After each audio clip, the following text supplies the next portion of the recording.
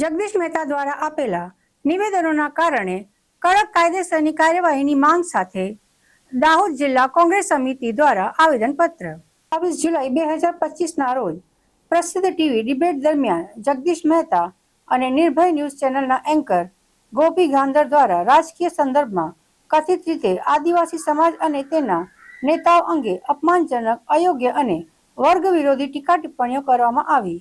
ખાસ કરીને પૂર્વ કેન્દ્રીય મંત્રી અને ગુજરાત વિધાનસભાના વિરોધ પક્ષના પ્રમુખ તુષારભાઈ ચૌધરી વિશે કરેલી ટીકા માત્ર વ્યક્તિગત નહોતી, પરંતુ સમગ્ર આદિવાસી સમાજની શાખ, ઓળખ અને જાતીય ગૌરવને દુભાવનારી હતી.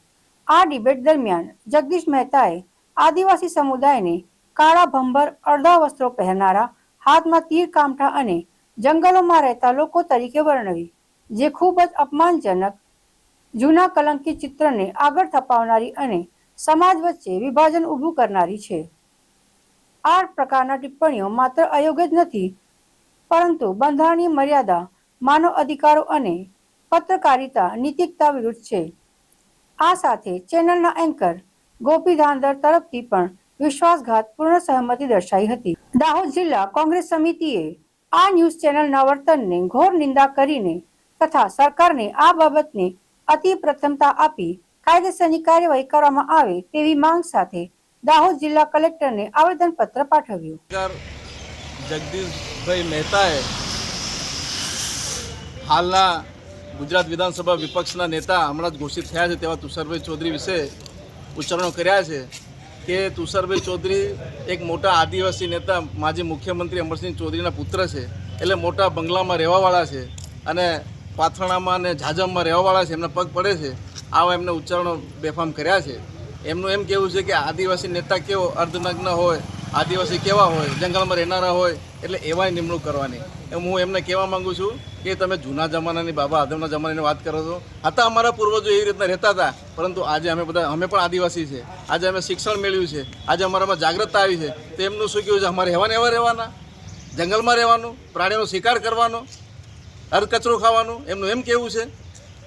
એટલે આ તદ્દન નિંદનીય છે. અમે એનો વિરોધ કરીએ છીએ અને આજે અમે કલેક્ટર સાહેબને એ જ અમે રજૂઆત કરવા આવ્યા છીએ.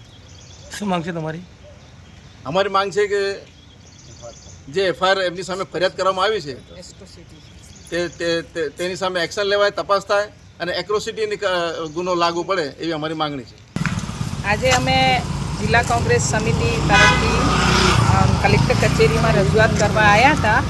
તો નિર્ભય ન્યૂઝના બંને પત્રકારોએ આદિવાસીઓ વિશે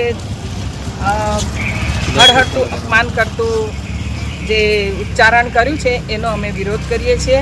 અમારા નેતા આદરણીય ખરગે સાહેબ, અમારા પ્રમુખશ્રી અને આદરણીય સોનિયાજી, આદરણીય રાહુલજી, વિરોધ પક્ષના નેતા, એમને જે આદિવાસીઓમાંથી સિલેક્ટ કરેલા એવા તુષારભાઈ એક ભણેલા ગણેલા અને આખા ગુજરાતમાં, એકલા આદિવાસીઓના નહીં પણ આખા ગુજરાતના પ્રશ્નોને વિધાનસભામાં રજૂઆત કરી શકે એવી એમની સક્ષમતાને ધ્યાને લઈને જે એમને નિમણૂક કરી છે એને અમે વધાવીએ છીએ અને આ પત્રકારોએ કરેલું એમનું અપમાનને અમે વખોડી કાઢીએ છીએ.